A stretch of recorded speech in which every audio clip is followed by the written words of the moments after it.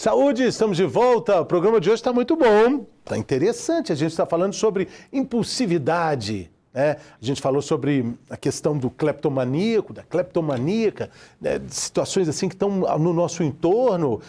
A gente investigou esse transtorno e agora a gente vai falar sobre questões que nos levam a ter dificuldade de controlar os impulsos. O que as pessoas são acometidas quando sofrem nessa situação? Quais são os riscos de gente muito impulsiva, que fala sem pensar, faz as coisas sem pensar? Claro que isso faz parte da nossa vida de todo dia, mas algumas situações saem de controle. Então, para falar sobre esse assunto, a gente recebe aqui a psicanalista, tivemos no primeiro bloco uma psiquiatra e agora temos a psicanalista Luciane Campos da Silva. Seja bem-vinda. Tudo bem, Luciane? Fernando, tudo bem. Alegria de receber aqui. Muito Antes de tudo, obrigada. queria elogiar esse óculos fantástico, Que estilo bom. maravilhoso, muito bacana. Legal. Falei sem pensar. Isso é bom. No impulso, eu acabei elogiando o seu óculos. A gente, na vida, tem várias situações assim, né? Sim, isso é muito bom. O impulso faz parte da nossa natureza, né? É a espontaneidade. Sim. Você botou o óculos e falou, legal. Na verdade, eu faço muito isso. Quando isso passa a ser um problema? Passa a ser um problema quando a pessoa se sente incapaz de pensar antes, de formular o pensamento antes da palavra, né? Tá. É preciso formular o pensamento antes. A gente precisa Dá um pensar. exemplo. Por exemplo, de atos impulsivos que que têm pontos de contato com problemas sociais. Por exemplo, eu chego num determinado ambiente e não é bem o que eu esperava, né? Não fica de bom tom eu falar com quem me convidou, nossa, mas não era isso que eu esperava, que lugar estranho, né? Que as pessoas, sei lá, não fui com a cara de ninguém, não é necessário, não é? Mas uma pessoa impulsiva, provavelmente ele vai falar. Não, fulano, você me convidou para vir aqui, puxa vida, você me conhece, você sabe que eu não ia gostar. Isso acontece. Olha, eu conheço gente assim. Eu também. Então, são coisas do cotidiano, mas que fazem diferença nas relações interpessoais. Não tem aquele freio. Não tem o freio. O filtro. O filtro, exatamente. Né? E nós vivemos em contexto social, nós precisamos ter esse freio. Não é que a gente vai viver sem a espontaneidade, né? Sem a integridade, sem estar de bem com quem a gente realmente é. Mas um freio é necessário. Sim, filtros sociais. Filtro, né? Social. Filtros sociais. Mas na vida de todo dia, aliás, até a própria pandemia trouxe para a gente um pouco dessa explosão, desse não aguentar, né? Aliás, a vida hoje, tão politizada do jeito que está, proporciona algumas situações assim, né? Sim, a questão da pandemia trouxe muito à tona a angústia, né? Todos nós carregamos angústia dentro do nosso ser, faz parte também do nosso, né, da nossa vivência aqui de vida, mas a angústia, ela se intensificou demais com a incerteza, né? Estar muito vulnerável, porque hoje a gente se sente assim, sim, né? Sim. Muito vulnerável fisicamente. Então a gente sai de casa e é quase impossível não passar pela mente da gente se eu pegar alguma coisa. Sim, e vem aquela imagem da gota d'água, né? Aquela gota d'água que transborda. O que transborda o copo não é aquele tanto de água, não. É só uma gotinha. Sim, exatamente. Né? E o que acontece com essa gotinha? Todos nós carregamos dentro de nós as nossas demandas emocionais, né? São lacunas que ficaram ali que precisam ser preenchidas. Trazemos essas lacunas e demandas desde a nossa infância. E ao longo da vida, né, do desenvolvimento, essas lacunas vão aumentando e as demandas também vão aumentando. Nós vamos crescendo e as demandas e responsabilidades vão aumentando. Se essas demandas não vão sendo tratadas, o que acontece? Elas vão enchendo o copo, enchendo o copo, enchendo o copo. vai surgir em determinado período da nossa vida uma situação que vai ser como um gatilho, é a gota. A gotinha d'água. A gotinha E d'água. aí, quem é vítima dessa explosão fala assim, gente, eu só perguntei quantas horas. Exatamente. A pessoa explodiu comigo. Exatamente. Né? Ou eu só falei que não dava, eu só falei um não, né? Eu só falei que não podia. Sim. E o outro não soube lidar. Não entendeu. Quando a gente coleciona atos assim, quais são os critérios para diagnosticar? E também perguntando, é considerado uma doença? Esses atos impulsivos, eles podem formar uma doença? Eles constituem uma doença? Eles não constituem uma doença necessariamente no primeiro momento, mas eles podem vir a se tornar patológicos, né?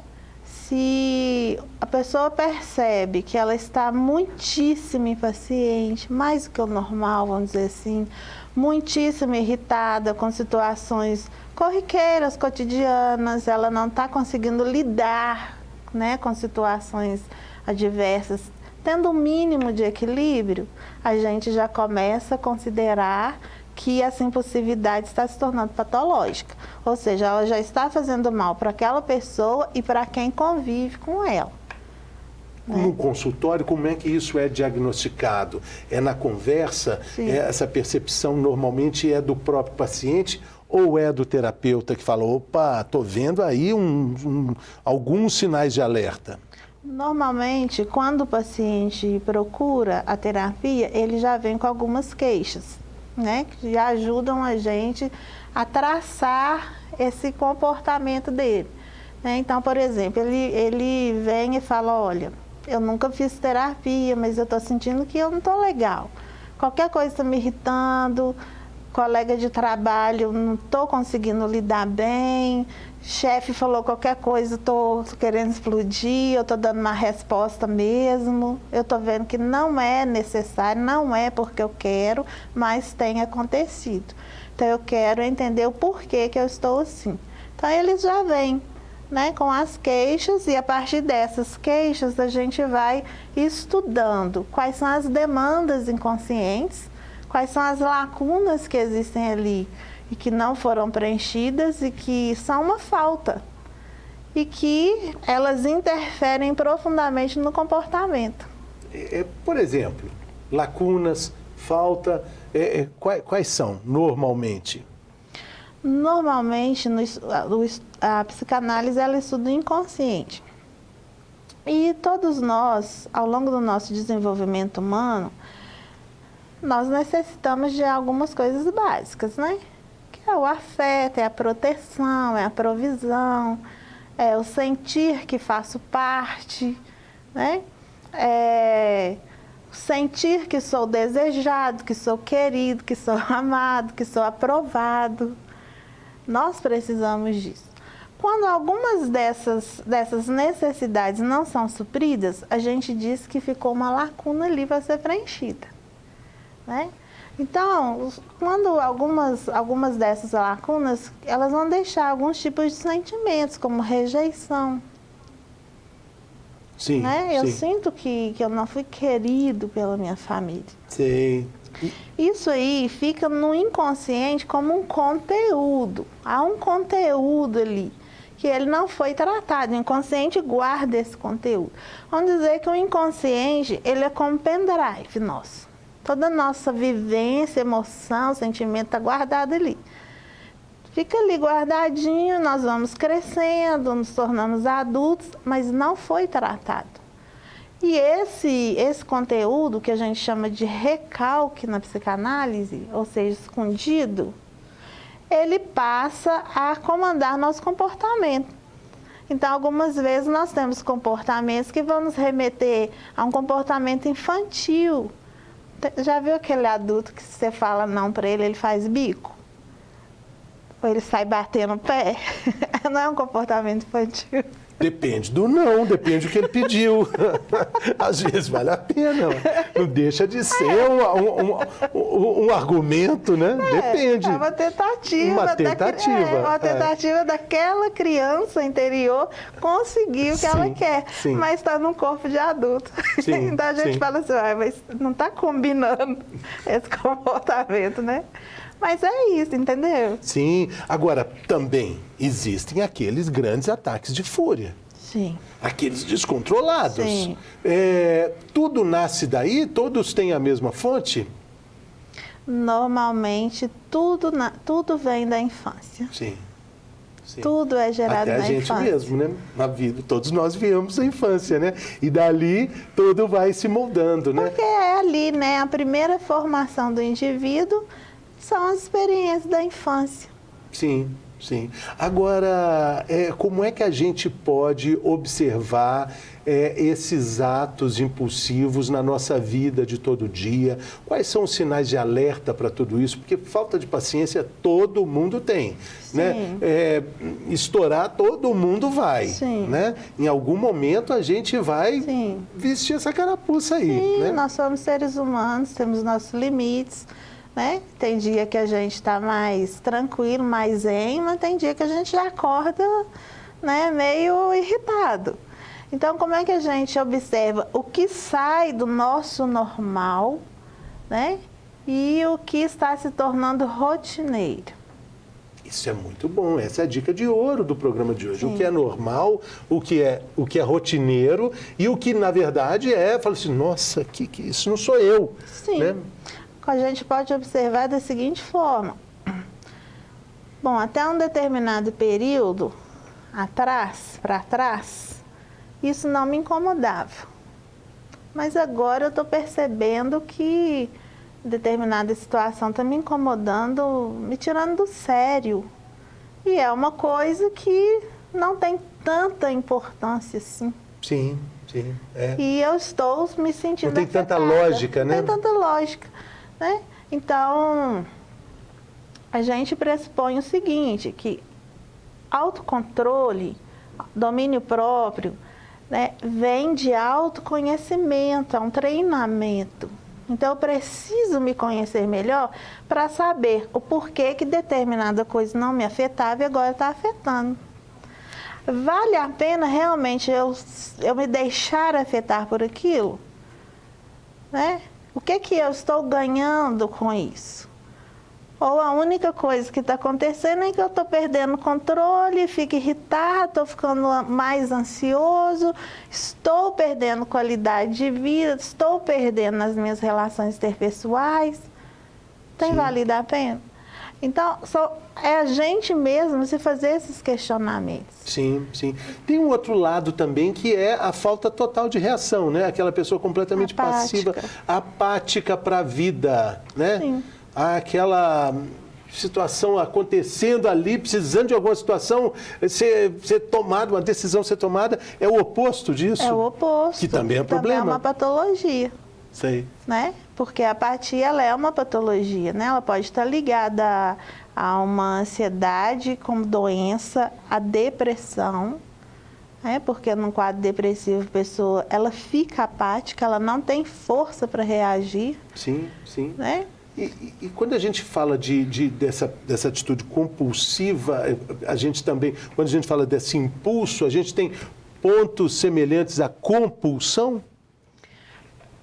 A impulsividade, ela, vamos dizer que ela não é tão profunda quanto a compulsão.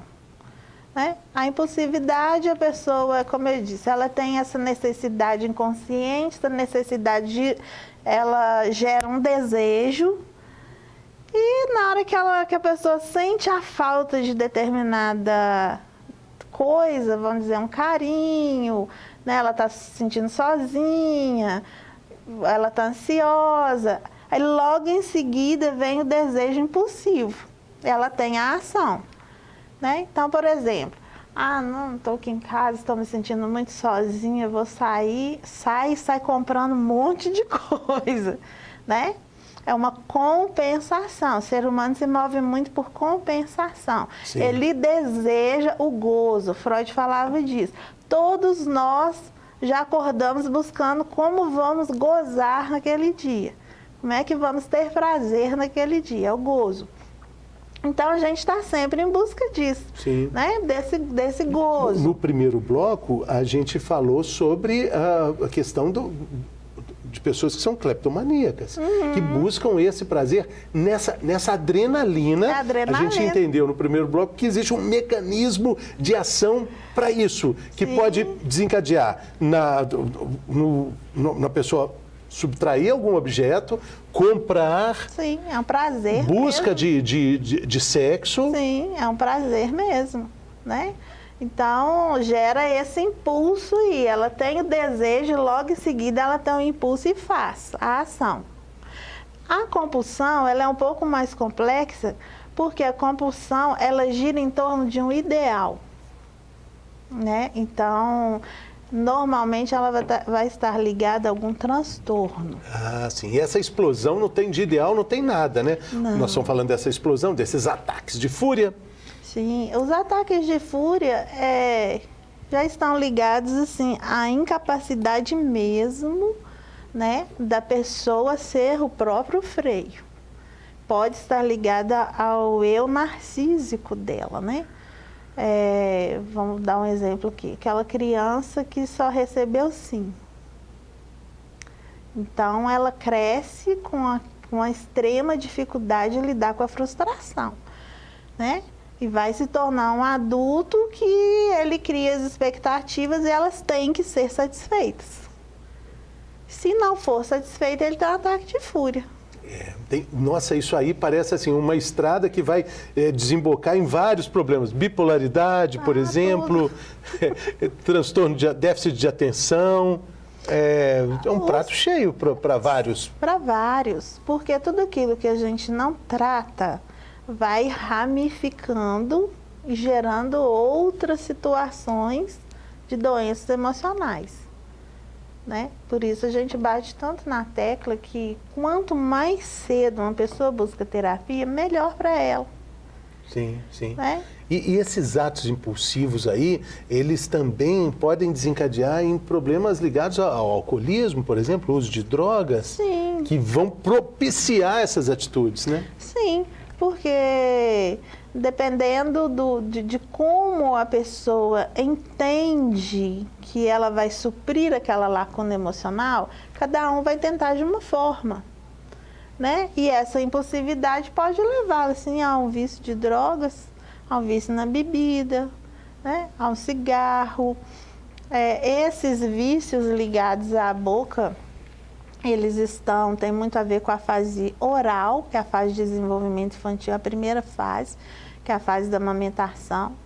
Então, Sim. Pessoas que não passaram muito bem pela fase oral, né, ou ficou uma necessidade ali, não foi amamentada pela mãe, não é regra, né, mas pode acontecer isso, de na idade adulta ela tentar suprir essa fase oral com um cigarro, uma bebida, uma droga, a compulsão por comida.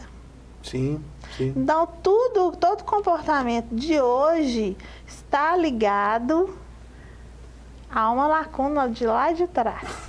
Então, a impulsividade, ela está ligada a transtornos? Não necessariamente? Não necessariamente. Ela pode se transformar, né? Num transtorno, se ligar a um transtorno, sim. Mas aquela impulsividade que ainda é leve, não quer dizer que ela já esteja ligada a um transtorno. Então, tem impulsividade que é coisa normal da gente. Vamos supor, você está numa situação de emergência, é uma situação de emergência, e você precisa ter uma ação rápida, não dá tempo de você pensar muito. Uma pessoa passou mal do seu lado, caiu. Você vai ter que agir impulsivamente, porque senão ela morre. Sim, sim. Né? Então, aquela situação gera em você um sentimento de urgência. Eu preciso fazer alguma coisa. Não sou médico, não sou enfermeiro, mas eu preciso fazer alguma coisa. É inerente. É inerente, nossa. O que você vai lembrar? Lembrei das aulas de primeiros socorros, não é? Vou tentar fazer alguma coisa aqui. E vai lá tentar fazer ressuscitação. Você não agiu por impulso? Agiu.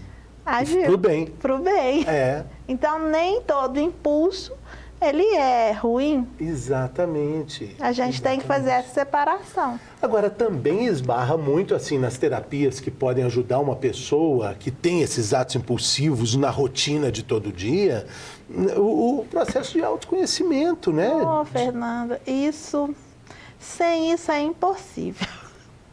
Sem isso é impossível. Atualmente a gente vive no Brasil, né, essa polaridade da discussão política. Sim. Dentro de casa, na mesma mesa do café da manhã, do almoço e do jantar, Sim. existe a possibilidade de uma explosão só por um comentário, só por uma postura. Sim. Como é que a gente pode treinar para enfrentar pessoas que têm opiniões diferentes sem estourar, sem xingar, sem sair da linha? Eu costumo perguntar para a pessoa o seguinte: o que vale mais a pena, ter paz ou ter razão?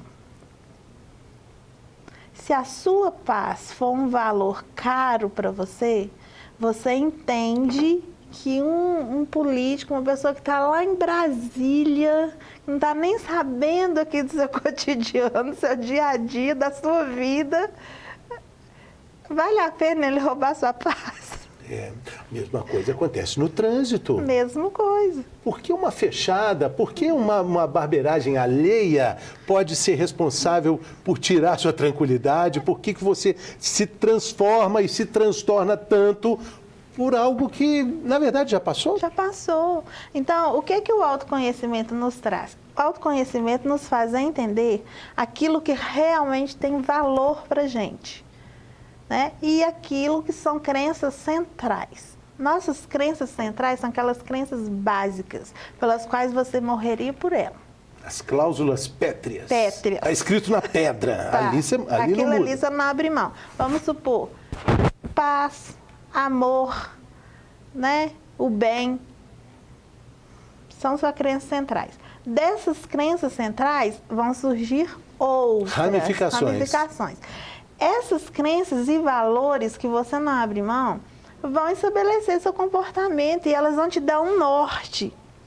Então, se surge uma situação aqui agora de um conflito, uma discussão, sua crença central é tão fortalecida, vamos supor, a paz, que você vai olhar para aquela pessoa e vai falar assim: ela não está em paz, mas eu quero continuar na minha paz, eu não vou discutir, não vale a pena.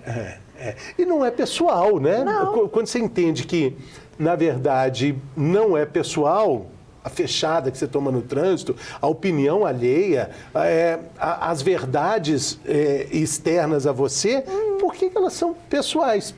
Por que a gente acha que elas estão nos ofendendo? Porque a gente acha isso, né? Mexeu comigo, né? A gente pensa isso quando a nossa crença ela ainda está fragmentada. De certa forma, ela ainda está enfraquecida, né? Eu costumo chamar isso de o eu verdadeiro. Se o seu eu verdadeiro, se a sua essência ela está fortalecida, você entende que a guerra do outro é dele. Você não entra nela. Sim. Agora, como é que a gente acessa o conhecimento a essa nossa verdade interna? É um processo longo, viu? Muito longo. Para quem está acompanhando a gente aqui, chegou até agora aqui, acompanhando, fala assim: ok, mas eu queria que a Luciane me explicasse qual é o primeiro passo, qual é a primeira atitude que eu devo ter para me entender como uma pessoa mais plena, que tem conhecimento do que ela realmente é. Processo de autoconhecimento, primeira coisa é ter a consciência de que eu preciso, eu posso, eu mereço me desenvolver como ser humano, como indivíduo. Né? Que essa individualidade é minha responsabilidade, não é do outro e não é da circunstância. Porque a gente terceiriza essas ações, né? Gostamos de terceirizar. Então, é minha responsabilidade. A partir do momento que eu me conscientizo disso, eu desejo esse desenvolvimento, eu desejo fazer esse percurso de autoconhecimento. Né? Jung falava o seguinte: o homem Enquanto ele não se vir como uma ilha, ele não vai conseguir se conhecer. O que isso quer dizer, né? Isso aqui sou eu. Eu preciso sair disso daqui e vir para cá para eu me olhar de fora para dentro. Quando eu conseguir fazer isso, estar aqui olhando a mim mesma, aí eu comecei o meu processo. Individuação. A individuação. Individuação, um processo muito pessoal que não tem jeito da gente dar essa responsabilidade para outras pessoas, tem, né? Ninguém pode Só fazer. assim é possível perceber que estourar é normal, perder a paciência pode ser normal, mas isso não pode ser parte do que a gente é, né? Exatamente. Né? O sintoma não pode se tornar a nossa personalidade. Não é assim? E a gente precisa dissociar o que é um sintoma e quem sou eu de verdade. Sim. Porque sim. somos seres humanos. Tem dia que a gente está ótimo, mas tem dia que a gente não está. E quando a gente, Luciane, coloca essas questões, né, de impulso, da própria infelicidade da vida, da incapacidade que é real da gente realizar tudo, o que você falou da função terapêutica do gozo, a busca do prazer que a gente vive para isso, né? Quando a gente coloca essas frustrações dentro da nossa personalidade, muitas vezes a gente entra também numa zona de conforto ali. Aquele cobertor quentinho ali está confortável, ele está ruim, mas está bom. Eu costumo falar exatamente isso. É o famoso tá ruim, mas tá bom. Sim. Né? Que são perdas e ganhos. Por quê? O indivíduo, ele pode entrar nesse looping aí de perdas e ganhos. Ele sabe que ele está perdendo. Ele está perdendo muita coisa. Né? Nas relações humanas, na conquista de algo que ele queria tanto, porque ele não quer sair daquela zona de conforto, que é desconforto, na verdade, né? Mas também há um ganho secundário. E na psicanálise a gente vai buscar que ganho secundário é esse que o indivíduo está tendo, que não está deixando ele sair daquela zona ali. Qual é? Então, nós vamos investigar isso. Então, vamos dar um exemplo aqui. Por exemplo, uma pessoa que adoeceu e durante esse período de convalescença, ela recebeu muito carinho, muito mimo, coisas que ela nunca tinha experimentado antes. É a comidinha ali na cama, é um suquinho, né? É o carinho, você tá bem, tá melhor hoje. Quem que não gosta disso, né? A atenção. Tudo bem. A doença já foi debelada, ela já melhorou, mas inconscientemente, e a nossa mente ela é muito complexa, aquele indivíduo ele não quer sarar mais. O físico já sarou, mas inconscientemente, o que a mente joga para ele? Se você levantar dessa cama, você perdeu. Acabou o cafezinho na cama. Levanta aí. Vamos arrumar a cama. Olha o troco da cama. Acabou o carinho, acabou a atenção. Faz sentido. Não é Faz interessante? sentido. Então, são as perdas e os ganhos. Ele sabe que ele está perdendo de viver. Se você me permite, eu vou dar um outro exemplo que acontece também quando a gente faz regime. Quando a gente está de dieta, todo mundo sabe que você está de dieta. Você fala assim, nem vou chamar para o aniversário, que vai ter lá uma cervejinha. E você se permite a esse cuidado externo e você é bem cuidado, porque todo mundo sabe que você está de dieta. Ninguém vai te chamar para um churrasco, ok, mas também não vai ninguém ficar te provocando ali com outras comidas gostosas, né? E é um cobertor quentinho também. É uma zona de conforto ali, porque você está sendo cuidado, observado. Mas dieta não é vida real. E tem uma hora que você vai ter que lidar com as suas próprias vontades, você vai ter que ir para o churrasco, vai ter que ir para o boteco. Com o impulso. Com o controle interno, né? Sim, exatamente. E fica mais difícil, né? Sim, Interessante isso. Lidar com o mecanismo de compensação, ele é difícil. Exatamente, exatamente. Nossa, a gente está dando uma viajada total aqui, mas para chegar nessa questão do impulso e também, mais importante, de você se conhecer, né? Exatamente. Porque acho que a chave, acho que o que fica dessa nossa conversa aqui é que se você não entender o que foi normal e anormal dos atos impulsivos da sua vida recente, quem é que vai entender? Ninguém vai. Por exemplo, você falou da fechada no trânsito. Você recebeu uma fechada. Qual é o sentimento mais normal desse mundo quando você recebe uma fechada? Abrir o vidro e xingar demais. Normal, gente. É raiva, não é? Porque não é justo. O cara podia ter te machucado, provocado acidente, né? Te dar um prejuízo e ainda te machucar fisicamente. É raiva mesmo. Raiva mesmo. Raiva. Normal. Somos seres humanos, normal. O que passa do normal é, vou descer do carro, quer dizer, já não pensei. Aconteceu, já abro a porta do carro, desço e vou para cima com tudo. Aí eu preciso pensar, por que eu estou agindo dessa forma? Por enquanto foi uma fechada, mas se o cara está armado? E vem para cima de mim. E olha só, estendendo isso para as relações pessoais dentro do nosso núcleo familiar, as pessoas que a gente mais destrata com o nosso mau humor, com a nossa impulsividade, é quem a gente mais ama, né? Sim, é quem está mais perto. Bom dia. Bom dia para quem? Né? A gente trata... Agora, se o vizinho fala bom dia, mesmo estando de mau humor. E a gente também deve fazer essa avaliação. Cabe essa avaliação. Cabe essa avaliação, ela é necessária, né? Por que eu estou me sentindo no direito de despejar a minha frustração com algo que às vezes eu também não estou conhecendo naquela pessoa que está perto de mim? Perguntas que ficam aqui no programa valiosíssimo de hoje para serem respondidas também por você que está acompanhando aí a nossa programação. Luciane, muito obrigado, foi ótimo, que agradeço. Foi maravilhosa a conversa. Volte sempre. Estamos aí, só convidar. Mas tem que ser com esse óculos, tá bom? Beleza.